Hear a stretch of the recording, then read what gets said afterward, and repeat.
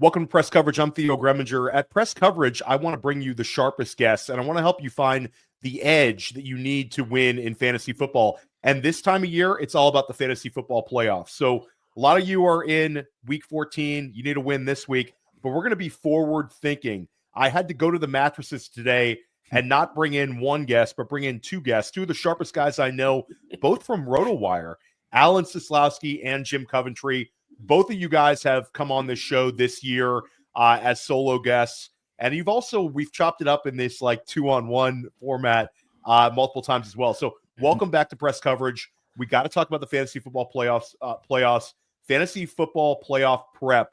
We're going to get you through. We're going to get you ready to crush your league. Alan, how are you doing today, my man?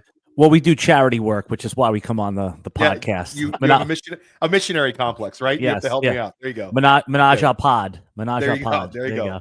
Yeah, no, Jim and I, we talk about this kind of stuff all the time, and you're literally our favorite guy to pull on the radio show with us. So the opportunity for the three of us to sit here and kind of figure it out. We haven't talked about the upcoming bye week and the playoffs, so I'm going to be taking notes as long as also contributing to this conversation. And Jim, we talked off air, and I think one thing that you really pointed out, and we both agree on, is context with where guys are at in terms of their performance. I think you understand that better than almost everybody. It's like the season-long counting stats, they're out the window. It's what have you done for me lately, and how is your schedule look coming up? How are you going to do? I mean, now it's like we start the season out, Jim, and it's like we have this gauntlet where it's August and we go all the way until New Year's. Now it's what can you do for me in a 4-week stretch? It's 1 month. That's it. And that's exactly it. This league changes week to week. You mentioned pre-show that you can almost say there's the quarter poll for 4 weeks. We got this type of team. They change. We make a new assessment. I make assessments new every week. I have notes on every team, but every week I update and change those notes based on what the new reality is. And that's why guys like us are here. We are giving you the new reality, the current reality for these teams, not the one that was a stale take 3 weeks ago. We got to play with what we have now. Yeah, my favorite analogy is friend of our show, Scott Pianowski, calls it a snow globe league, like the shaking it up and it's different every week. I think that's a brilliant analogy there. Yeah, Pianowski has a lot of good takes for sure, but you two guys have some amazing takes as well. Let's first react to what we saw last night. Just how enthusiastic should fantasy managers be about Jameis Winston, Jerry Jeudy, and pretty much all the pass catchers in Cleveland? Jameis Winston now has 2 of the top 6 passing yardage totals on the season in only 5 starts. Alan, where are you at on Jameis and the Browns? Judy's he's averaging almost 10 targets a game over the last, 5 weeks or so. I mean, Jerry Jeudy, 4th round pick in best ball. Here we go, right? Like if this continues on, this is where he was drafted a couple years ago. And it's great to see guys get unlocked. Like we always talk about, Jim and I, like finally Terry McLaurin unlocked with a good quarterback. But when you see someone like Jerry Jeudy get unlocked, Elijah Moore to an extent, when they're still in like their prime, 25 years old, it's just such a difference, right? Because they haven't lost their speed. They're still growing as a player. So Jameis Winston, good for fantasy football, but as you could see, we saw last night why coaches think he's a backup, right? 4 picks, a couple pick sixes. So, I'm bullish for fantasy, and I'm excited. That's why I love doing best balls early, because we could take these trends you guys just talked about and apply them to the early best ball. So very bullish. How about you, Jim? Your comfort level with starting Jameis Winston for the rest of the season? It's like you kind of want to cram him in your lineup no matter what.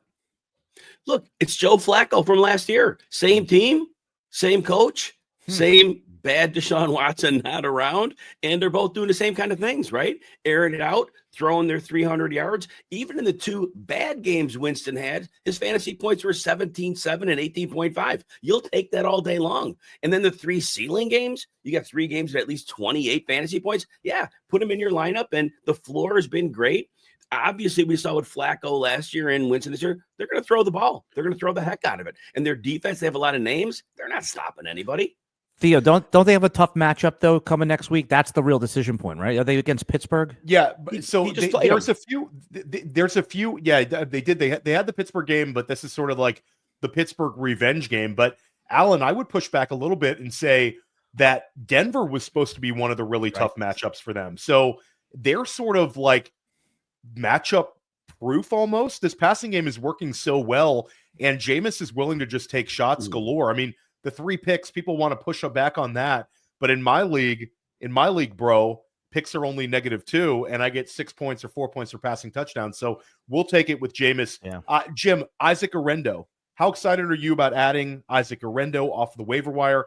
This is one of those rare ones, Alan, where it's like a perfect storm, where even NFFC and FFPC managers, like deep format competitive leagues, are going to have access to Orendo. He's available in like 94, 95% of Yahoo formats. This is going to be a guy where, for some fantasy managers, it's like the last week they can actually bid on guys. So how excited are you about him? Do people need to temper expectations, or is it just like, let's go?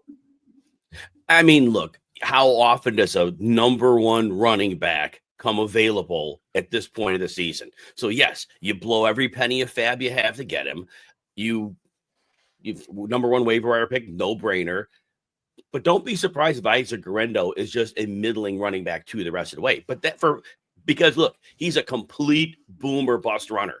His broken tackle rate is among the worst in the league, 4th percentile. Now, the yards after contact are way up. Remember that one long run he had, I think Seattle game, that late in the game was over. He ran like a 90-yard touchdown, pads those numbers. He's a complete boom or bust runner. He's not disciplined. The team obviously could have given him a lot more carries when Jordan Mason was the lead guy, and they didn't. So he'll have a role. He'll get double-digit touches.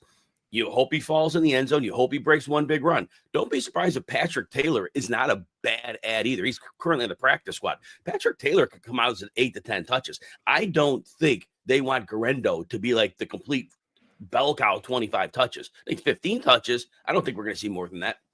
Yeah, I love the way you put that. I actually had Patrick Taylor in my waiver wire article as well. You can go read that over at Player Profiler. But Taylor's going to cost you nothing, and Orendo's going to cost you all of it. And at the end of the day, it's an offense that we do need to trend down, like overall, based on our expectations as well. So lots of issues in San Francisco. This team really going to have a lot of changes next year. And Alan, I'll pump over to you with this one. If you're the Atlanta Falcons, do you have Michael Penix in your lineup this week? No, they're going to give him one more shot, Cousins, that is, to go back into Minnesota. That would just be wrong. I know he's had, a bad streak, the 4 interceptions and all that kind of stuff. But, I mean, look, we saw Kirk Cousins did have a couple big games. He had the 500-yard game against, the Tampa and New Orleans. He had a big 300-yard game. But I think that if it goes wrong this week, he has in-game benching risk, right? Like, it's on the table right now. They're going to go. It's time to erect Penix off the bench. So, Jim, could you? Yeah, I knew you'd sneak one in like that, yeah. Alan. And by the way, real quick on Orendo, like this week, you almost have to play him. I can't imagine. Like you should see some of the guys. Yeah, we'll talk more about that. Oh, yeah. Back.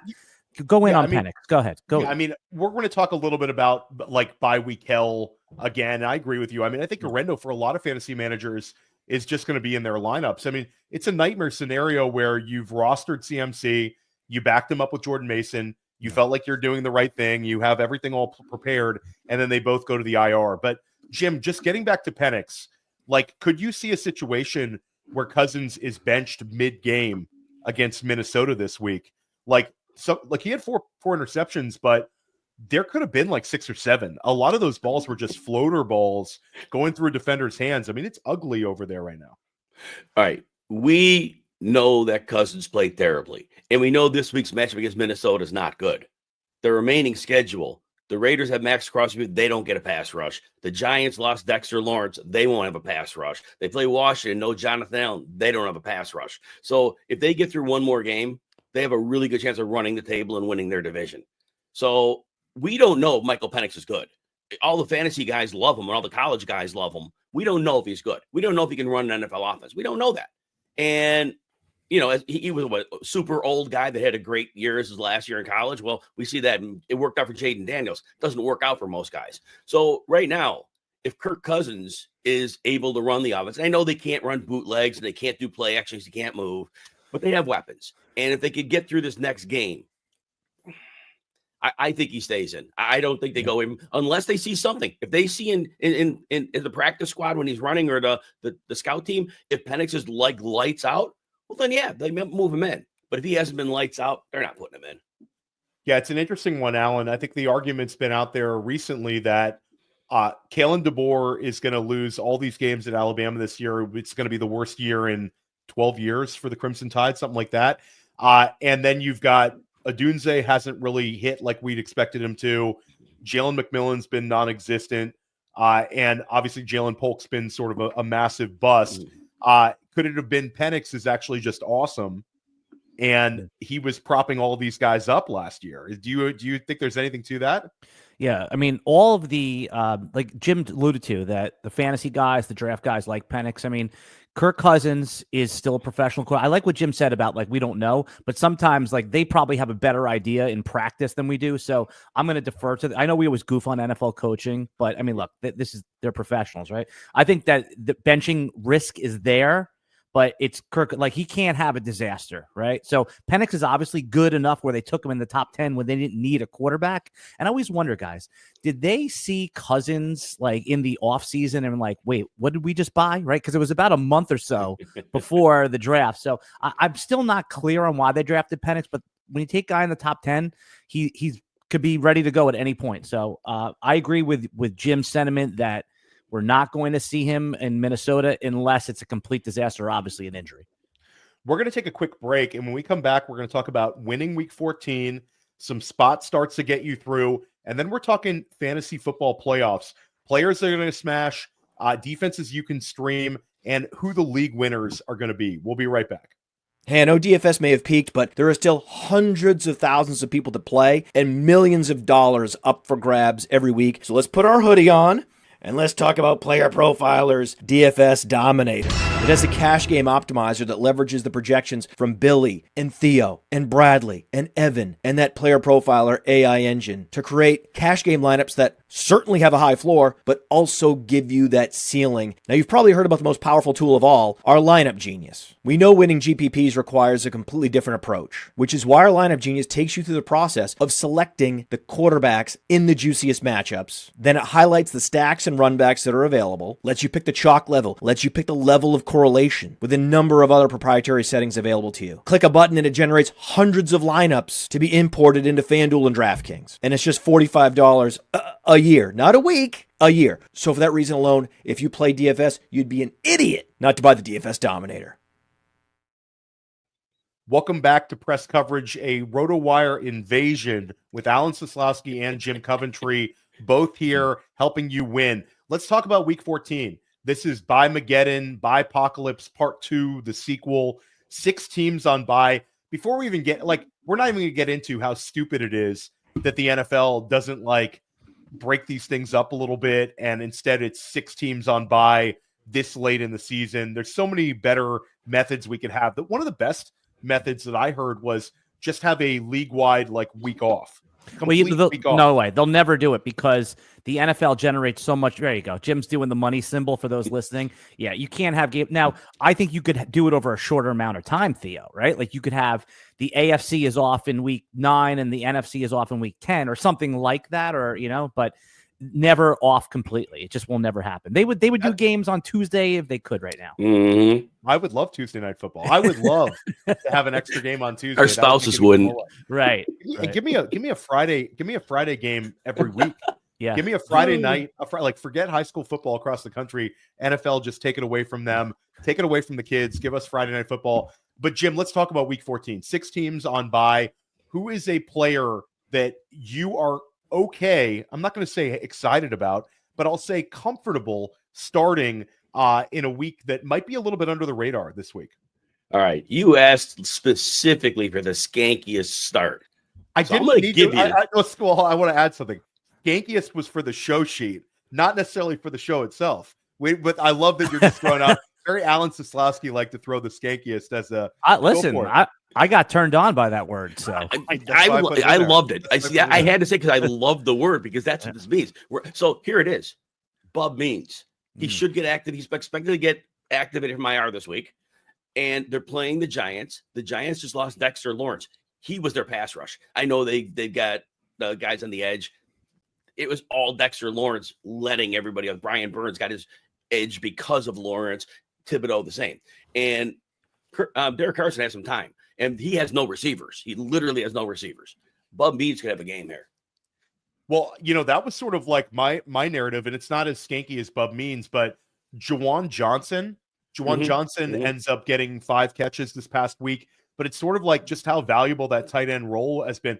Forget about the Taysom Hill carries, but Taysom Hill was also getting a number of targets. Juwan Johnson also they were lining him up in the slot. This is a player that's always sort of had a connection to Derek Carr that's never really manifested itself in terms of like fantasy production, but we've often heard like the offseason narrative that Juwan Johnson and Derek Carr have chemistry. Obviously, they've had touchdown connections over the years, but nothing like, repetitive targets. But I think this could be a Juwan Johnson gets like 8 targets this week, gets you through at the tight end position, gets you double-digit PPR weeks. And I'll say it's not skanky at all, but Will Levis is going to be in a lot of lineups this week. The guy's had 2 touchdown passes in 3 out of 4 games, has a prime matchup against Alan Seslowsky's Jaguars this week. Yeah. And by the way, Bub means that's a really good call because I'm in one of these leagues, guys, where I have Bo Nix and Anthony Richardson. So both quarterbacks out and then all the Washington guys. And I'm just, I'm dead man walking. So I'm looking for anything with a pulse. I'm just, when I do this, right, when I'm trying to like find like guys that just, it could happen, I'm trying to look at the snap percentages, guys that are on the field. That dude Trey Tucker on the Vegas, he's playing basically 100% of the snaps. That was what, 1 catch, a 58-yard touchdown. Man, if I get that in week 14 or something like that, I'm in. So my advice to people when they say, who should I play, is just look down those snap percentages. And Trey Tucker, the last 3 games, 89, 90, and 97. At least he's on the field. Right? Yeah. Trey Tucker did this earlier in the year where we got excited about him, had like production in weeks 3 and week 4. And then it's like, okay, it's happening. And then he just sort of like went down to 0. But I agree with you. 8 targets 2 weeks ago, man. Yeah. 8 targets against Denver, 1 big bomb against KC. You have a pulse with him, right? No, absolutely. Absolutely. Week 14 is one that we need to get by. But it's really like most of the people that are still consuming fantasy football content at this point in the year, there's some people out there fighting for that playoff berth. But most people are like, I need to get ready for my fantasy football playoffs. And let's just start it out. I'm going to kick it over to Jim to start this one out. Let's talk a little bit about defense. Now, defense is something where for weeks and weeks, you'll hear people talk about stashing defenses. It's easier said than done. But now you're at that point in the year where you do want to have some defensive options, at least for week 15. And if you're in great shape, potentially stashing a defense that has a good matchup in week 16. Jim, who are some under the radar defenses that you're excited about for the fantasy football playoffs? So for week 15 and 16, we know this team has been dropped by a lot with good reason. Dallas Cowboys. No. DeMarcus Lawrence may not be back this week. I think he's back in week 15, and they play Carolina and Tampa Bay.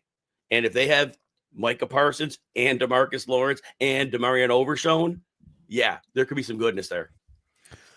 I actually think that's a great call.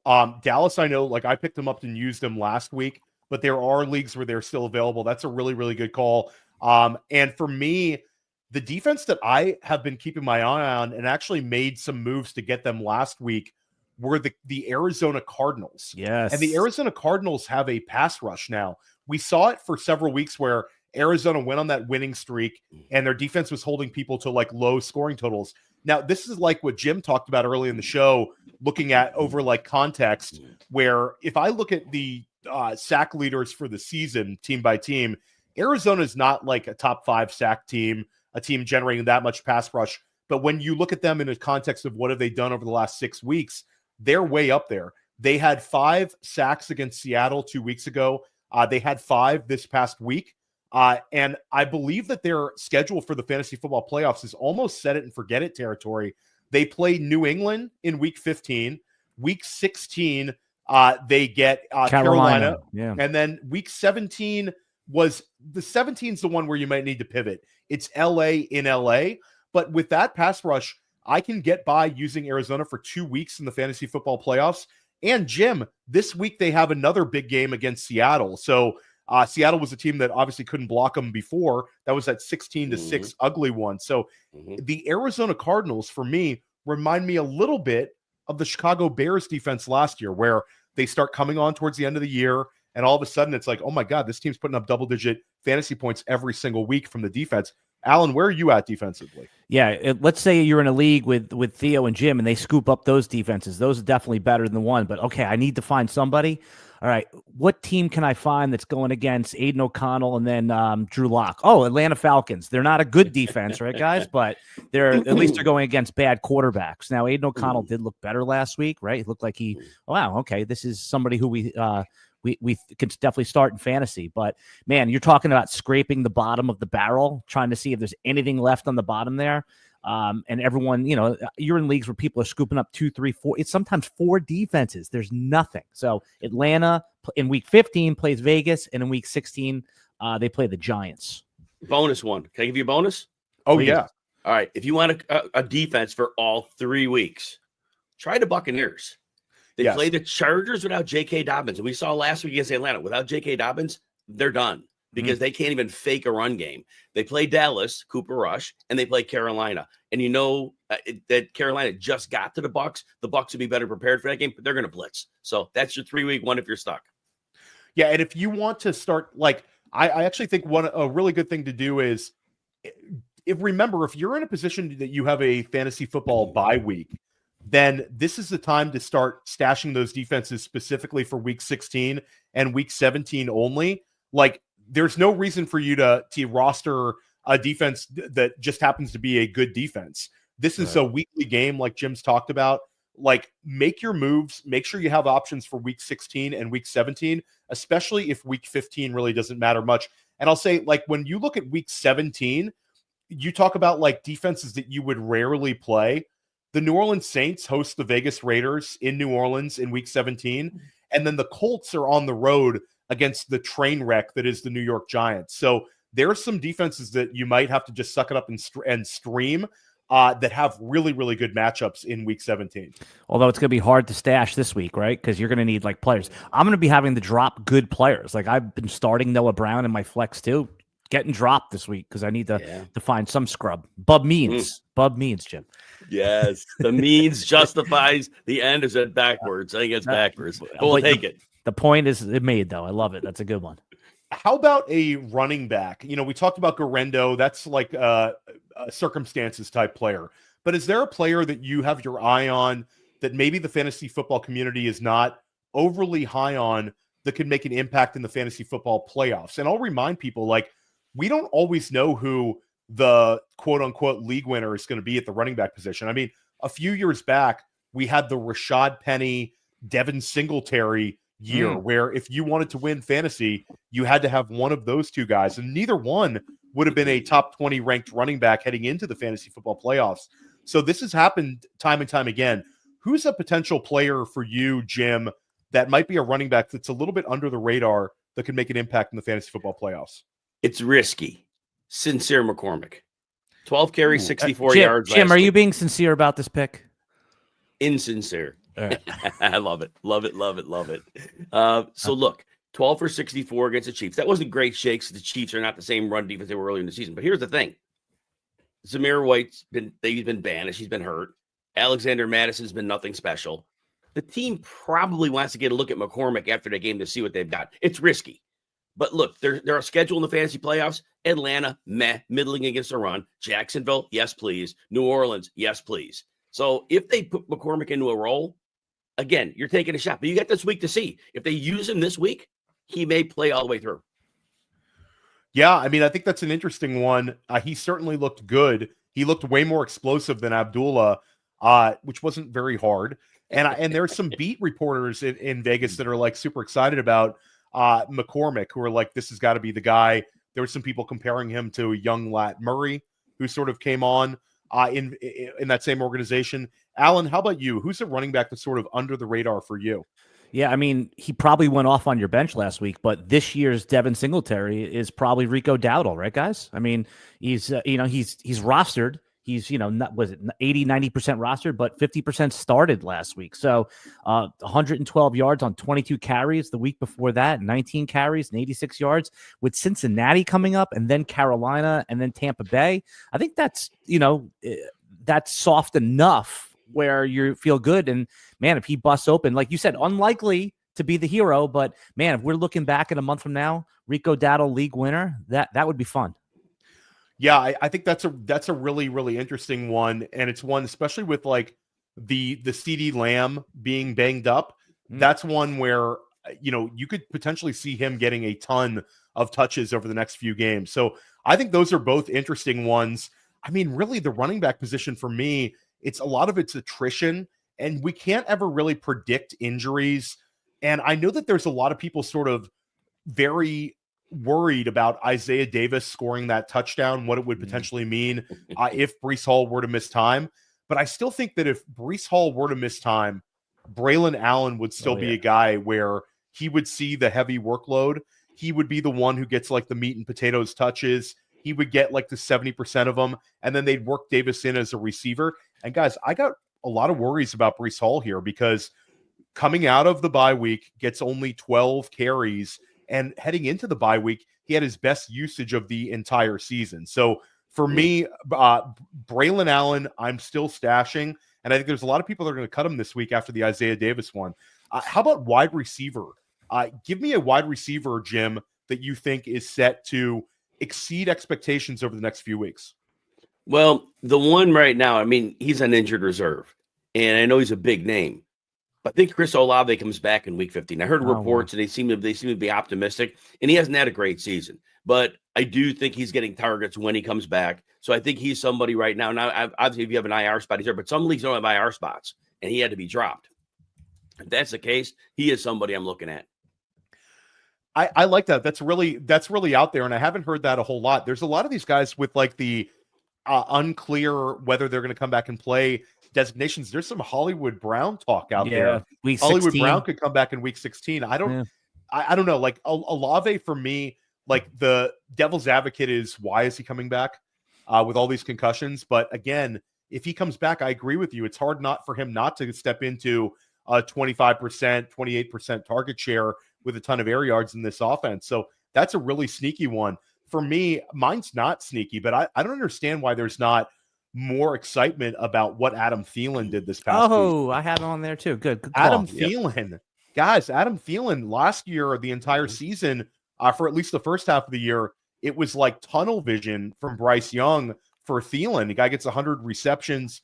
But Thielen, like I talked about this on a couple pods for the last few weeks about stashing Thielen because he's coming back to a team where all of his competition is like journeymen and rookies.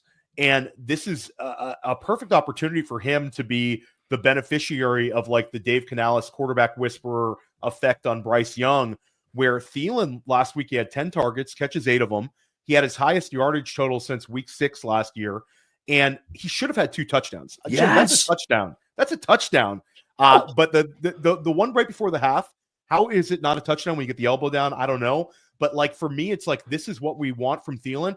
And guys, he's in the slot 90% of the time. So he's going to get beneficial coverage. I think there's a chance that Thielen is like a wide receiver 2 for the rest of the season. And he's absolutely a flex or wide receiver 3. He looked really good. So I know he's old, but Alan, where are you at? And by the way, Bryce Young looking like a real NFL quarterback too, right? Hurt, right? I'll take an L on Young. Like I know the two of us on Sonic Truth, like I bashed him, terrible pick, whatever. I hope I'm wrong. And Dave Canales, I mean, this guy is just like what he's able to get out of quarterbacks, resurrects Baker Mayfield, resurrects Geno Smith's career, and now Bryce Young looks very good. So go for it, Jim. About Thielen a minute. Those aren't watching the games. 2 weeks ago in that Kansas City game, Thielen was targeted in the end zone. They interfered with him. It would have been a touchdown. He also would have had a 2-point conversion, but a dude speared him with his helmet and took a personal foul penalty. So he's getting looks in the red area aside from what he had last week too. So yeah, I love it, Theo. Alan, go right ahead. Yeah, no. Thielen's always like that boring good player, even like in his peak, right? Like he was not pumped to take him, but he would always deliver. He's definitely one of my favorite fantasy players of all time. Let's stick with the old guys, man. Look out, because here comes Keenan Allen right now, right? Last couple weeks. I had Adam Thielen on my list to highlight, but I'll put the spotlight on Keenan Allen, who basically was less than 50% started over the last week. I mean, he's on everybody's roster, but man, 15 targets, 8 targets, has a 10 target game a few weeks ago.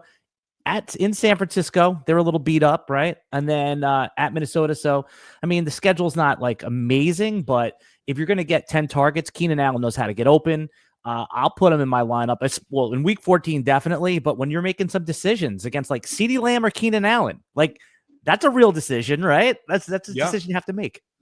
Yeah, and I think you nail it. And when you say like that's a decision you have to make, some people roll their eyes and say start their studs. But Alan, you've seen it time and time again where you get to a fantasy football playoffs, you have to go with the matchup. It's almost a DFS mentality. It's a 1 week season in single elimination football. So yeah, I completely agree with you. Like what Keenan Allen's been able to do and what he's been able to do with a coordinator change, and that coordinator is now the head coach. So why would they get away from Keenan Allen at all? I think this is like going to be a really nice run for him.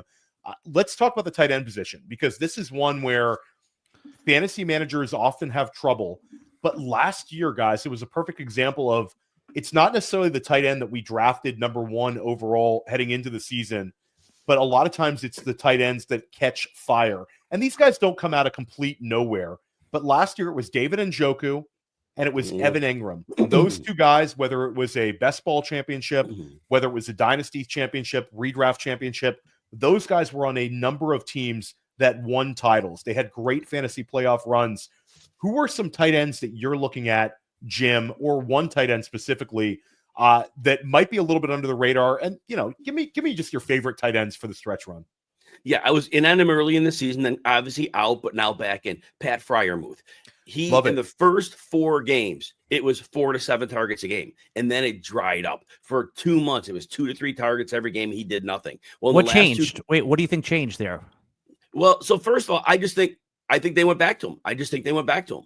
I mean, there's no explanation for it because there was no reason to go away from him. Because when he was getting the ball, he was very efficient with his opportunities. The offense, sometimes an offensive coordinator loses their way. Sometimes they fall into these bad habits. And it was both with Justin Fields and Russell Wilson where the targets dried up. But the last 2 weeks, this offense, look, they're getting more confidence. So I think they're willing to try more things. We saw that Russell Wilson had literally the best game of his career throwing to the middle of the field. That's normally an area of weakness. Well, that coincides with Pat Freiermuth, who goes 4 for 59 2 weeks ago, 6 for 68 and a touchdown last week. And I think they're realizing this cat can play. And we need the middle of the field. We can't just throw moon balls all day because teams are eventually getting film on that. So I think they're going to need to settle into that. Look, it's risky because we know he's had a lot of low games, but he's talented. And so if you need to take somebody, take a shot on him. Yeah, I love Muth. I had Muth as one that I think could elevate his game in the fantasy football playoffs. He had a season high in receiving yardage this past week. And I'll say, like, Alan, you say, like, what's the reason? I also think Russell Wilson is feeling more comfortable about spreading the ball around in Pittsburgh. You saw him pass for over 400 yards this week, and this was a week where George Pickens had his lowest target share of the entire season. So it's like, I think Wilson, excuse me, I think Muth is set up for it. We talked about Arizona. I think like Trey McBride, everybody knows he's a top 3 starter, but he could have like a break fantasy run in the fantasy playoffs. Averaged 23 points per game since he came back from bye. When we look a little lower down the list for tight ends, obviously Njoku's got the fantastic playoff schedule as well. I love your Freiermuth call. I talked a little bit about Jawan Johnson, but I think one player that could end up being very effective in the fantasy playoffs is TJ Hawkinson. And Hawkinson had a really quiet week this past week, but Johnny Munt caught a touchdown. We saw Hawkinson have the smash week 2 weeks ago where he had the really high yardage total, but their schedule for the fantasy playoffs, they get Green Bay in week 17. They're at Seattle in week 16. And they have the Chicago Bears, a team that Hawkinson obviously did very well against. Hawkinson could end up like reminding people about what a special player he is in the fantasy playoffs and really give you like top 3 tight end production kind of out of nowhere and be a huge difference maker. And obviously, Jim and I talked about this in the pre-show, like Jonnu Smith is absolutely crushing it. If you look at Jonnu Smith, if you look at him in the context of the entire season, it's like, okay, but this is why you need to look at what people have done over the last 6 weeks, over the last 8 weeks. Jonnu Smith has given you like 17 points per game over the last 7 weeks. He's flex worthy. You could start him over Jalen Waddle, Yes. right? Yes. Right. Yes. You, Right. 100%. Yeah. Alan, anybody to add? Yeah, I mean, those guys are obviously you're going to want to start them. You're feeling good. I love all those picks, but if you're just like spinning if you have a great team, it's just the tight end's been a problem. Number 81 on the Patriots is Aaron Hernandez. I mean, Austin Hooper. Sorry.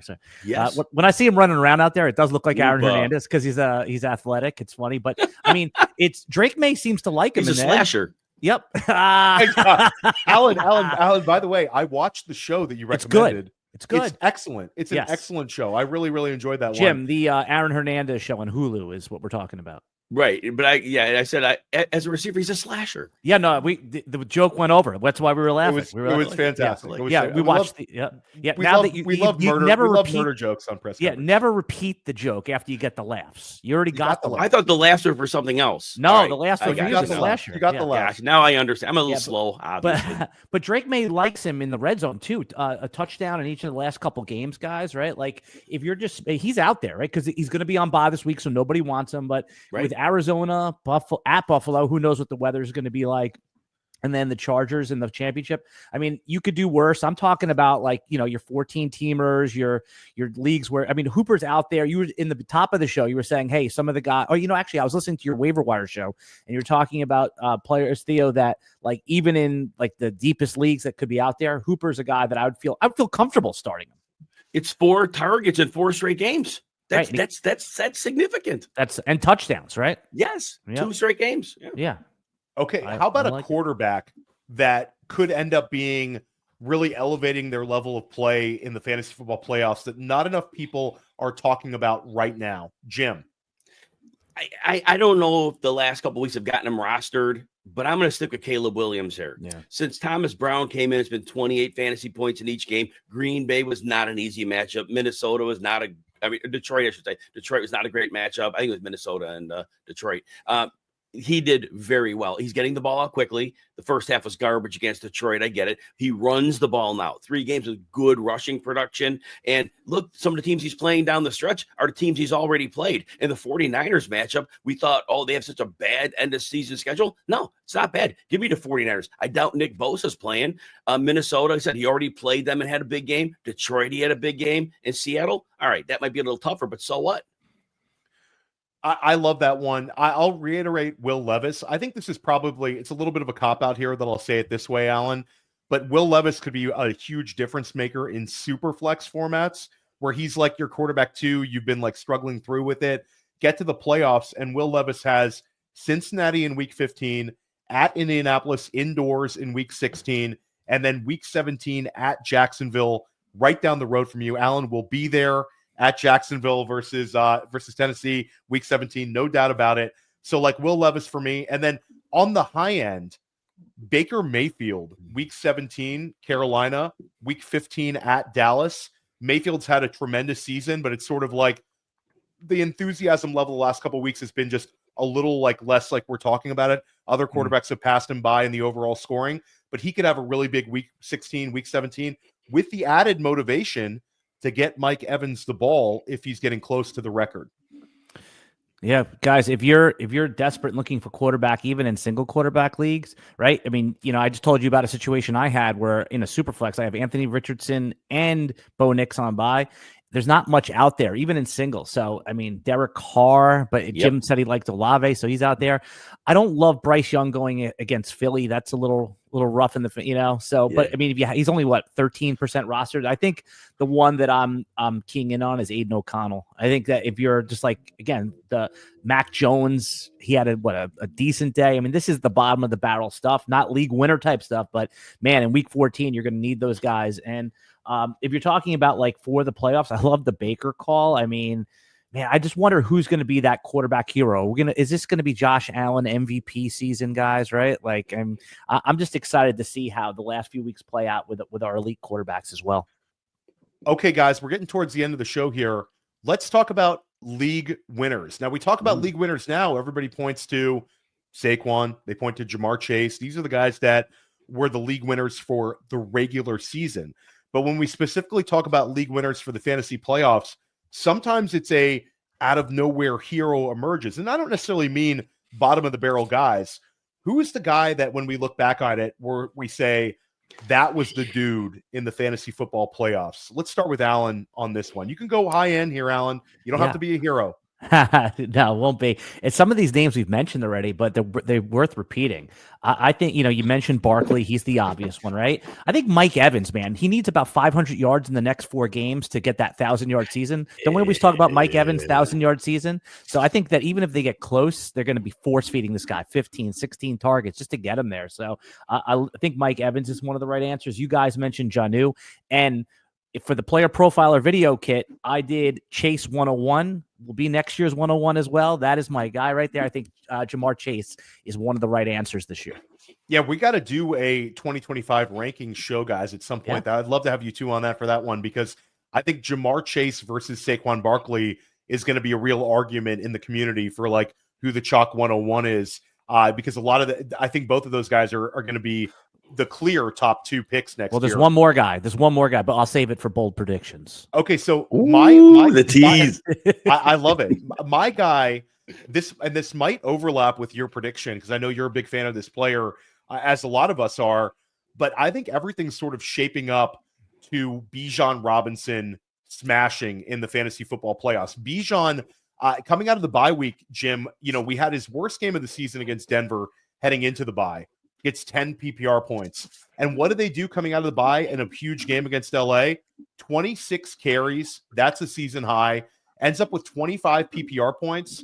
This is now 6 out of his last 7 games where he's had 21 or more PPR points. He's caught at least 3 passes in each of them. He had 6 catches this past week. And then when we talk about the fantasy football playoffs, Vegas on the road in week 15, winnable matchup where Bijan's going to get the rock a ton. Week 16 at home against the Giants is a smash week. And then, guys, week 17 is a shootout environment in Washington. Jaden Daniels against the Falcons defense and Bijan Robinson slicing up the Washington Commanders as a receiver and as a runner. And I think Bijan's the one where it's been sort of the year of the older running back. And certainly Devon Achane, Jahmyr Gibbs, those guys are doing it for younger running backs. Bucky Irving playing fantastic. But at the end of the day, Bijan Robinson is going to smash in the fantasy playoffs.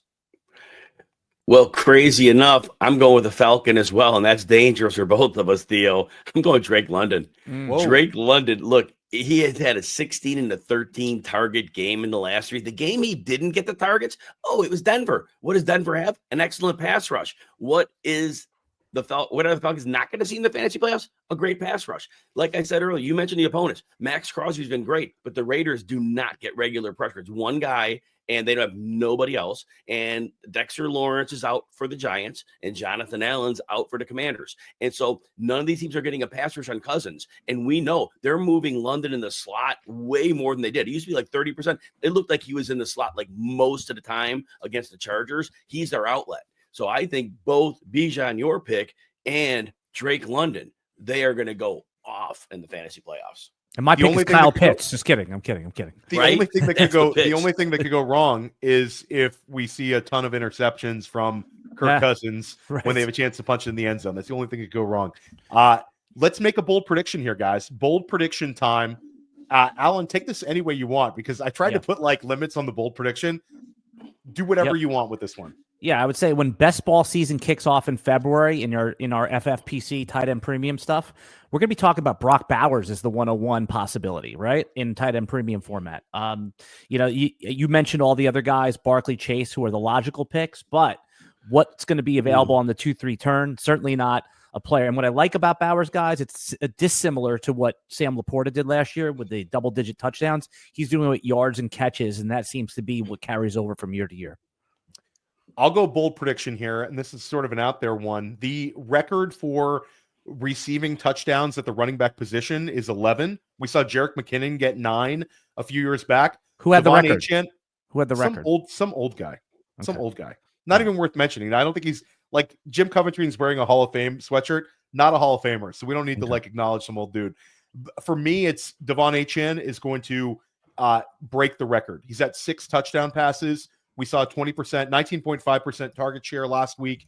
It's been a player that's been super, super efficient catching the football. I think he's going to go on an absolute tear to end the season as a receiver. He has the Jets this week in Miami, at Houston in week 15, San Francisco in week 16, Cleveland in week 17 on the road, which now looks like a shootout environment. And then week 18, if Achane plays in New York against the Jets, he's going to catch another one. So I think what Devon Achane's been able to do the last 2 weeks, 3 touchdown grabs, I think that's going to continue. He's had 21.5 points per game since Tua came back from the IR. You're going to see Achane do it as a receiver. He's going to crush it over the next 6 weeks. Tommy McDonald is the guy's name. There 1959. There you go. Older than me. Not by much. Jim, give us a bold prediction. So, as Alan Seslowsky knows, I hate bold predictions. So I'll make something. I will say something here, though. And here's what I'll say. We've had some running back injuries this year, but we haven't had a lot. Aaron Jones has stayed healthy. James Conner hasn't missed a game. Saquon isn't missing time. What I'm going to say is this. No significant running back injuries for the fantasy playoffs. That's my bold prediction. Oh, I thought your bold prediction was going to be they all get hurt. Yeah, I thought you were going to predict none of them. And it was going to be none like of them get hurt. Trey They Benson keep and Cam the run Akers going. And that's bold because obviously the odds are probable that at some point these guys are going to get hurt. It ain't happening this year. There you go. A very, very positive prediction from Jim Coventry. A Super Bowl prediction. Alan Seslowsky, who plays in the Super Bowl and who wins it? The Jets win it. Guaranteed. Jets. That's giving you free money. I think Green Bay beats Detroit this week, and they become like the interesting play in the NFC. So I'm going to say Green Bay in the NFC, and I'm going to say the Bills get there and they get over the hump of Kansas City, and Josh Allen wins his MVP and a Super Bowl trophy. Bills over Green Bay in the Super Bowl. I'm going to go Detroit Lions get to the Super Bowl. They win this week against Green Bay. Detroit runs through the NFC playoffs. Detroit gets to the Super Bowl, goes up against Josh Allen and the Buffalo Bills, and Detroit wins that game in a shootout. Both coordinators get head coaching jobs, and it's going to be a offseason of potential changes in Detroit after they win the Super Bowl. Jim, who you got? Everyone's going to hate me here. Look, the Chiefs are going to the Super Bowl. Oh, this guy. DJ Humphries miraculously heals from his ACL. They sign him. He'll be in the lineup in a week or two. Their one worst position, they'll have something passable there. Their pass rush has been awful. Charles Omenu, who comes back from an ACL last week. Jalen Watson, who is a corner, has been on IR for about a month and a half. He's supposed to be back for the playoffs. They'll have their horses. They'll be ready to go. They're winning again. They're going to get the bye. They're winning this. They're going to the Super Bowl, I should say. Other side, it's the Eagles. Look, I love the Lions. They have lost 4 outstanding defenders. That run defense is no longer elite. It's like average. And that was a 2-pronged team, offense and defense. The Eagles right now cannot be stopped. If this is the version of the Lions we're going to have with all these injuries, Eagles are steamrolling them. Eagles, Chiefs, Eagles win. Nobody said Baltimore. Nobody said Baltimore. Nobody said 7 Baltimore. and 5. Yeah. Or something. Yeah. Alan, let everybody know where they can find your work. At Alan Seslowsky on social media, Rotowire YouTube page, and Jim and I do a show on Sunday mornings on Sirius XM Channel 87 at 9 a.m. Eastern Time. Jim, anything to add? Anything you're dropping content-wise? Yeah, just go to @Jim Coventry NFL. We always tag everything there, all the different shows and the articles and all that are there. Best place to catch it. Well, on which platform, Jim? On Twitter? And the right? X. Oh, I'm sorry. On the X. Good call. Good call. Jim's not on Blue Hair, whatever that one's called. I am, but I haven't posted anything. I haven't joined. I'm X all the way. By the way, no shade for joining. This is anyone listening. No. We're not against. I just haven't joined Blue Hair yet. Highly recommend both of these guys' work. If you consume Alan Seslowsky and Jim Coventry's work, you're going to become a better fantasy football player. We'll see you back here soon on Press Coverage. Let's go crush it in week 14, and let's get ready for our fantasy football playoffs.